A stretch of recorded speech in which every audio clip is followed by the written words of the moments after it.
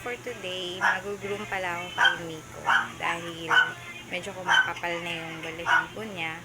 And then, hindi po ako expert sa pag-groom. Katry ko lang kasi medyo pricey kasi kung magpapagroom ako sa kanya. So, ako na lang. Total, may mga gamit na nila.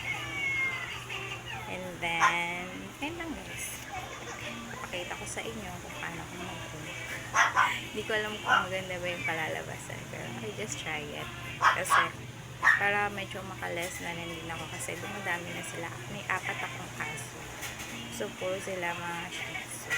And then, every month, kailangan talaga sila magpa-groom. At kailangan sila i-groom today kasi summer na at para likay na sa heat stroke. Yun lang. Ito nga pala si Miko. Siya yung i-groom natin for today. At yung target ko talaga is round face niya is maging malinis. Dahil yung mata niya always talagang nagmumuta. So, instead na magpapagroom ako, so ako na lang yung mag-groom para yung pera is masasave ko para soon is mapacheck up ko siya kasi nga ayun na nga, gumagrabe na yung mata niya dahil din sa cherry eye niya. So, kailangan talaga siyang operahan.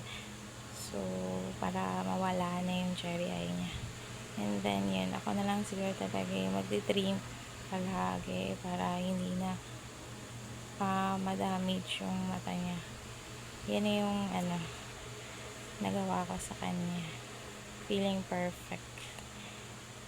Kasi parang comfortable din naman siyang kasi natatabunan na ng muta yung mata niya. Hindi niya na nadidilat. Yun.